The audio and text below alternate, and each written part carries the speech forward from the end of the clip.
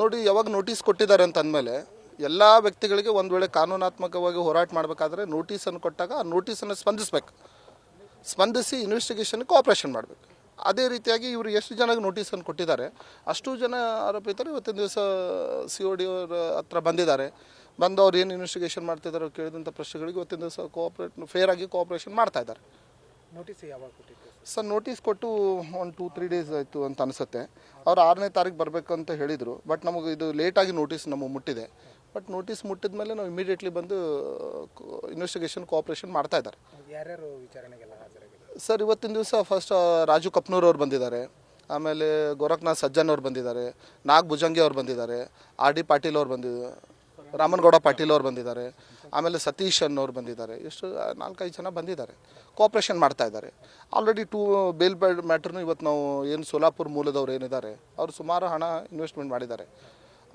ಅವ್ರ ಹೆಸರು ಸುಮ್ಮನೆ ಡೆತ್ ನೋಟ್ನಲ್ಲಿ ತೊಗೊಂಡಿದ್ದಾರೆ, ಡೆತ್ ನೋಟ್ನಲ್ಲಿ ಇವ್ರ ಹೆಸರು ತೊಗೊಂಡಿದ್ದಾರೆ. ಬಟ್ ಈಗ ಡೆತ್ ನೋಟ್ ತೊಗೊಂಡಾಗ ನಾವು ಕಾನೂನಾತ್ಮಕವಾಗಿ ಒಂದು ಹೋರಾಟ ಮಾಡಬೇಕಾಗುತ್ತೆ. ಅದು ಕಾನೂನಾತ್ಮಕ ಒಂದು ಹೋರಾಟ ಇವತ್ತಿನ ದಿವಸ ನಾವು ಮಾಡ್ತೀವಿ. ಸರ್, ನಾ ಹೇಳ್ತೀನಿ, ಯಾವಾಗ ಒಬ್ಬ ವ್ಯಕ್ತಿ ಹಣವನ್ನು ಸ್ವೀಕಾರ ಮಾಡಿದಾಗ ಆ ವ್ಯಕ್ತಿ ಆ ಹಣವನ್ನು ಹಿಂದಿರುಗಿಸದಿದ್ದಾಗ ಇಂಥ ಸುಳ್ಳು ಆರೋಪಗಳನ್ನು ಸಹಜವಾಗಿ ಮಾಡ್ತಾರೆ. ಅದೇ ರೀತಿಯಾಗಿ ಈ ಕೇಸಿನಲ್ಲಿ ಸುಳ್ಳು ಆರೋಪಗಳನ್ನು ಮಾಡಲಾಗಿದೆ. ನಾವೇನು ಅವರು ಡೆತ್ ನೋಟನ್ನು ನೋಡಿದಾಗ ಗೊತ್ತಾಗುತ್ತೆ ಯಾವ ರೀತಿಯಾಗಿ ಸುಳ್ಳು ಆರೋಪಗಳನ್ನು ಮಾಡಿದ್ದಾರೆ ಅನ್ನೋದು ಡೆತ್ ನೋಟ್ನಲ್ಲಿ 100% ಗೊತ್ತಾಗುತ್ತೆ. ಅವ್ರು ಕೊಟ್ಟಂಥ FIRನಲ್ಲಿ ಗೊತ್ತಾಗುತ್ತೆ. ಸಿನ್ಸ್ ಫ್ರಮ್ 1.5 ಮಂತ್ಲಿಂದ he absconded, his phone was switched off. ಯಾವಾಗ ಅವ್ನ ಫೋನ್ ಸ್ವಿಚ್ ಆಫ್ ಇದ್ದಾಗ, ಅಬ್ಸ್ಕಾಂಡೆಡ್ ಇದ್ದಾಗ ಧಮಕಿ ಯಾರಿಗೆ ಕೊಡಬೇಕು? ನಾ ಹೇಳ್ತೀನಿ, ಅವ್ರ ಫೋನ್ ಚಾಲು ಇತ್ತು ಅಥವಾ ಅವ್ರಿಗೆ ಆ ಕ್ವಶನ್ನೇ ಬರೋಲ್ಲ, ಧಮಕಿ ಕೊಡುವಂಥ ಪ್ರಶ್ನೆನೇ ಬರೋಲ್ಲ. ನೋಡಿರಿ, ಒಬ್ಬ ವ್ಯಕ್ತಿ ಹಣವನ್ನು ಯಾರಾದರೂ ಹತ್ರ ಹೂಡಿಕೆ ಮಾಡಿದಾಗ ಆ ಹಣವನ್ನು ವಾಪಸ್ ಕೊಡುವಂಥ ಕೇಳುವಂಥ ಎಲ್ಲರೂ ನ್ಯಾಚುರಲಿ ಎಲ್ಲರೂ ಕೇಳ್ತಾರೆ. ಅದೇ ರೀತಿಯಾಗಿ ಇವರು ಹಣ ಕೊಡು ಅಂತ ಕೇಳಿರ್ಬೋದು. ಕೇಳಿರ್ತಾರೆ ಅಂತ ಅನ್ನೋ ಮಟ್ಟಕ್ಕೆ ಅವರಿಗೆ ಈಗ ಹಣ ಹಿಂದಿರಿಸಬಾರ್ದು ಅನ್ನೋ ಒಂದು ಉದ್ದೇಶದಿಂದ ಅವ್ರು ಜೀವ ಬದುಕಿಗೆ ಕೊಟ್ಟರಂತ ಒಂದು ಸುಳ್ಳು ಆರೋಪ ಮಾಡಿರ್ತಾರೆ. ಅದೇ ರೀತಿಯಾಗಿ ಈ ಡೆತ್ ನೋಟ್ನಲ್ಲಿ ಒಂದು ಸುಳ್ಳು ಆರೋಪ ಮಾಡಿದ್ದಾರೆ ಅವರು. ಸರ್, ನೀವು ಬಂದು ಇನ್ವೆಸ್ಟಿಗೇಷನ್ ಕೋಆಪ್ರೇಟ್ ಮಾಡಿ ಅಂತ ಹೇಳಿದರು. ಅದೇ ರೀತಿಯಾಗಿ ಬಂದು ಇನ್ವೆಸ್ಟಿಗೇಷನ್ ಕೋಆಪ್ರೇಟ್ ಮಾಡ್ತಾ ಇದ್ದೀವಿ. ಸರ್, ಆ ರೀತಿ ಏನಿಲ್ಲ. ನಿಮಗೆ ಬರೀ ಈ ಕೇಸಿನಲ್ಲಿ ನಿಮ್ಮ ಮೇಲೆ ಒಂದು ಗುನೆ ದಾಖಲಾಗಿದೆ. ಈ ಗುನೆ ದಾಖಲಾದ ಬಗ್ಗೆ ನಿಮಗೆ ಇನ್ವೆಸ್ಟಿಗೇಷನ್ ಮಾಡಬೇಕು, ಇದಕ್ಕೆ ಇನ್ವೆಸ್ಟಿಗೇಷನ್ ಬಂದು ಕೋಆಪ್ರೇಷನ್ ಮಾಡಿ ಅಂತ ಹೇಳಿದರು.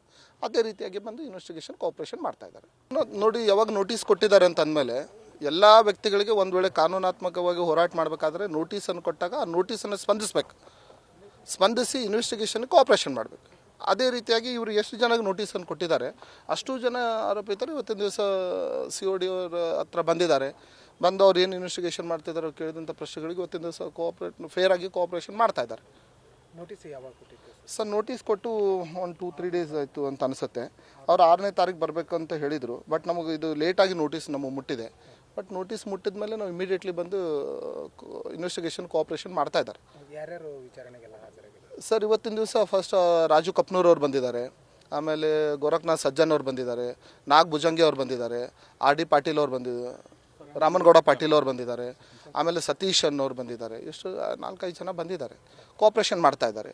ಆಲ್ರೆಡಿ ಬೇಲ್ ಮ್ಯಾಟ್ರನ್ನು ಇವತ್ತು ನಾವು ಏನು ಸೋಲಾಪುರ ಮೂಲದವ್ರು ಏನಿದ್ದಾರೆ ಅವರು ಸುಮಾರು ಹಣ ಇನ್ವೆಸ್ಟ್ಮೆಂಟ್ ಮಾಡಿದ್ದಾರೆ. ಅವ್ರ ಹೆಸರು ಸುಮ್ಮನೆ ಡೆತ್ ನೋಟ್ನಲ್ಲಿ ತೊಗೊಂಡಿದ್ದಾರೆ, ಡೆತ್ ನೋಟ್ನಲ್ಲಿ ಇವ್ರ ಹೆಸರು ತೊಗೊಂಡಿದ್ದಾರೆ. ಬಟ್ ಈಗ ಡೆತ್ ನೋಟ್ ತೊಗೊಂಡಾಗ ನಾವು ಕಾನೂನಾತ್ಮಕವಾಗಿ ಒಂದು ಹೋರಾಟ ಮಾಡಬೇಕಾಗುತ್ತೆ. ಅದು ಕಾನೂನಾತ್ಮಕ ಒಂದು ಹೋರಾಟ ಇವತ್ತಿನ ದಿವಸ ನಾವು ಮಾಡ್ತೀವಿ.